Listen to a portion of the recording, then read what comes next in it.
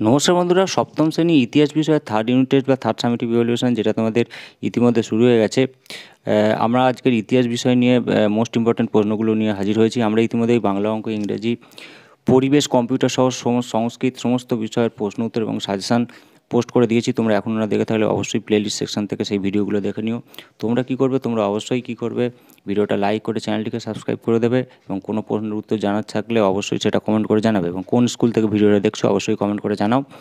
তো এর কারণ আমরা যখন এর পরে কোনো ভিডিও পোস্ট করবো, তোমরা অষ্টম শ্রেণীতে উঠে যাবে, তো তখন সবার আগে ভিডিওর নোটিফিকেশানটা তোমাদের কাছে চলে যাবে, তোমরা দেখে নিতে পারবে।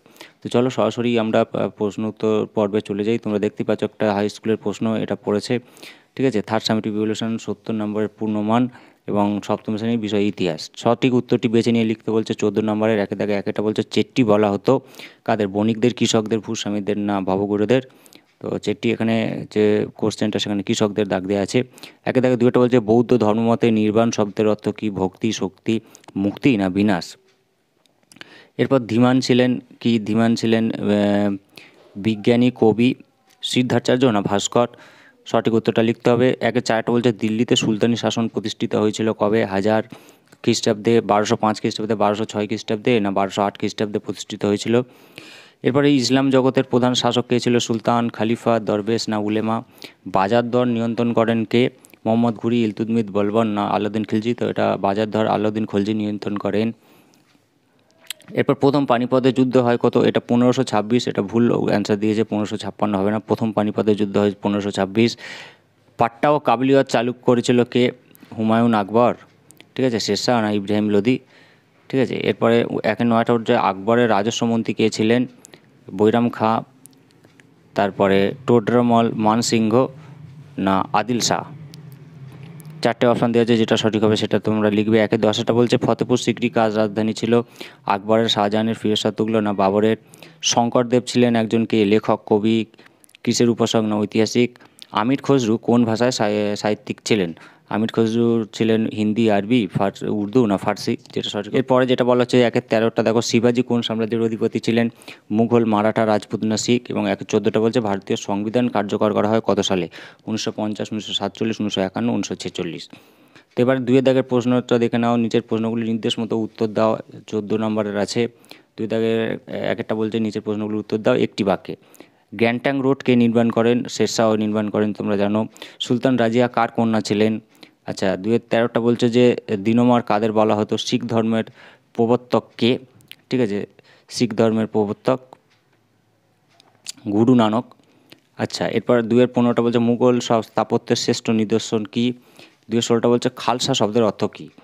এরপর দুইটা বলছে ক স্তম্ভের সাথে খ স্তম্ভ মেলাও। ক স্তম্ভের দিকে আছে দেখো আলাই দরওয়াজা, শিখদের ধর্মস্থান, বানভট্ট, কলহন। আর খ স্তম্ভের দিকে আছে হর্ষচরিত, গুরুদ্বার, রাস্তরঙ্গিটি এবং আলাউদ্দিন খলজি, ঠিক আছে। এবার যেটা বলা হচ্ছে দেখো কলহন, রাস্তরঙ্গিনী, বানভট্ট, গুরুদ্বার, আলাই দরওয়াজা, আলাউদ্দিন খিলজি, বানভট্ট, হর্ষচরিত। এটা মিলিয়ে দেওয়া আছে। শূন্যস্থান পূরণ করতে বলা হচ্ছে। 2-3-এর একটা দেখো সম্রাট আকবরের অভিভাবক ছিলেন ড্যাশ। এবারে দুয়েরটা বলছে শিবাজি আফজল খানকে ড্যাশ দিয়ে হত্যা করেছিলেন, ঠিক আছে। আফজল খানকে কী দিয়ে হত্যা করেছিলেন সেটা লিখতে হবে। বাঘের নখ বা গুপ্তর যে নখ ছিল সে বাঘ নখ বলা হয় সেটা দিয়ে হত্যা করেছিলেন। এবার 2-4টা বলছে সত্য অথবা মিথ্যা নির্ণয় করো। কবির ছিলেন গুরু নানকের একজন শিষ্য, এটা সত্য। পুরন্দরের সন্ধি স্বাক্ষরিত হয়েছিল 1965 খ্রিস্টাব্দে, ঠিক আছে। সত্য হলে সত্য লিখবে, মিথ্যা হলে মিথ্যা। 3 বলছে নিচের প্রশ্নগুলির উত্তর লেখো 2-3টি বাক্যের মধ্যে যে কোনো 6টি।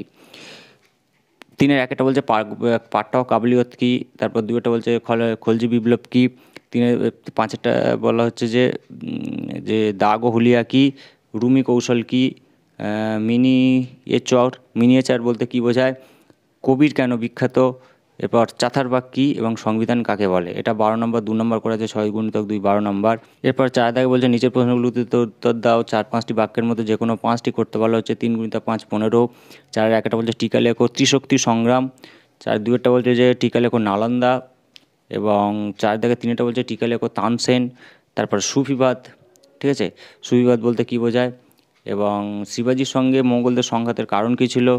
জোড়া বাংলা কাকে বলা হয়? এবং টিকা লেখো বন্দগান ই চেহেলগানি। তো এই কটা তোমরা অবশ্যই করবে। এর সাথে 5-এর দাগেরটা বলেছে, দেখো যে কোনো 3টি প্রশ্ন 5 নাম্বার করে, 3 5 15 আছে। 5-এর এক একটা বলছে স্বেচ্ছাচার শাসন সংস্কার সম্পর্কে কী জানো লেখো। 5-এর দাগের 2টা বলছে ভক্তিবাদের মূল কথা কী, ভক্তিবাদী আন্দোলনে শ্রী চৈতন্যদেবের ভূমিকা লেখো। 5-এর দাগের 3টা বলছে সুলতানি ও মুঘল আমলে সামরিক ও কৃষি প্রযুক্তিতে কী কী পরিবর্তন ঘটেছিল। 5-এর দাগের 4টা বলছে পৌরসভা ও গ্রাম পঞ্চায়েতগুলি কী কী কাজ করে। তো মোট এই 15 নাম্বার। তো এই মোট 70 নম্বরের প্রশ্ন, এগুলো কিন্তু মোস্ট ইম্পর্টেন্ট প্রশ্ন। এগুলো তোমরা অবশ্যই পরীক্ষা দিতে যাওয়ার আগে উত্তরগুলো অবশ্যই দেখে নিও। আমরা আগে সাজেশানও পোস্ট করে দিয়েছি। তো তোমরা অবশ্যই চ্যানেলটিকে সাবস্ক্রাইব করে রাখো।